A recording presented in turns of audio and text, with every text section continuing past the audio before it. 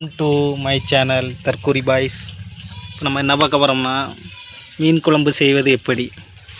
எங்கள் அம்மா தான் செய்கிறாங்க. மீன் குழம்பு மண்பானையில் செஞ்சால் தான் ருசியாக இருக்குமா, அதனால் கேஸ் அடுப்பில் செய்யாமல் விறகடுப்பில் செய்கிறாங்க. வாங்க வீடியோவை பாருங்கள்.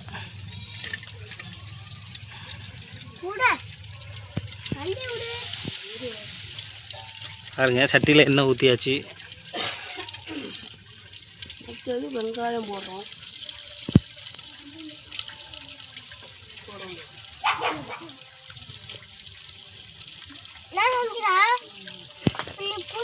சமைக்கக்கூடாது.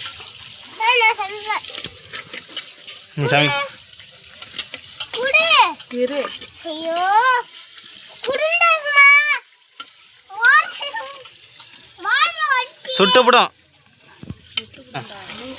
வெங்காயம் போட்டாச்சு.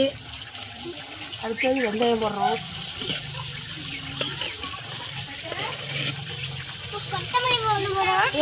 கொத்தமல்லி போட வரோமா? அதெல்லாம் போடக்கூடாது.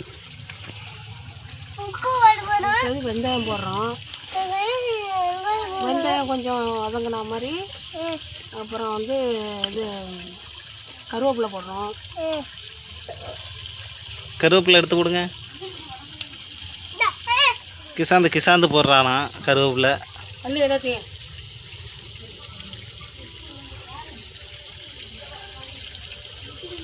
இப்போ போடவரா வெங்காயம் இருக்கட்டும்.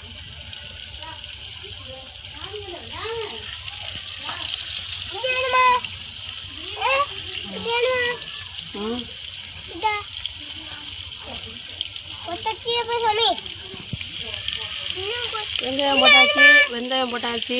அடுத்தது கருவேப்பிலை போட்டு மண் சட்டியில் இதை செய்யணும். நல்லா இருக்கும், குழம்பு நல்லா ருசியாக இருக்கும். வெங்காயம் போட்டாச்சு.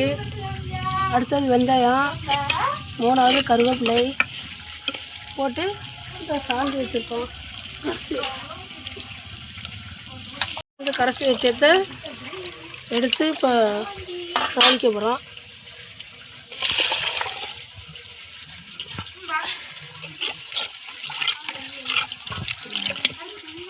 இதே போல் மண் சட்டியில் வச்சா மீன் குழம்பு ரொம்ப நல்லாயிருக்கும், ருசியாகவும் இருக்கும், சாப்பிட்றதுக்கு நல்லா வடையாக நல்லா இங்கே பார்த்து சொல்லுங்கள். நல்லா வாசமாக நல்லாயிருக்கும், சாப்பிட்றதுக்கும் நல்லாயிருக்கும். மீன் குழம்பு வச்சாச்சு. மண் சட்டியில் வச்சுருக்கோம். நல்லா இருக்கும். மீன் போடலன்னா மீன் போடணும், கொதி விட்டு தான் போடணும்.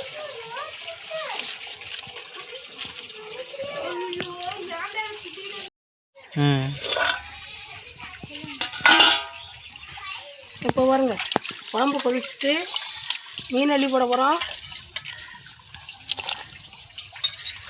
இது கொதித்த பிறகு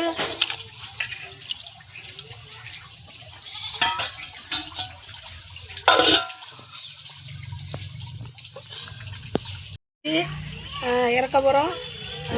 சப்ஸ்கிரைப் ஆகிட்டு பெல் பட்டனை அமுக்குங்க. மறக்காமல் நம்ம சேனலை சப்ஸ்கிரைப் பண்ணுங்கள். பட்டனை அமுக்குங்க.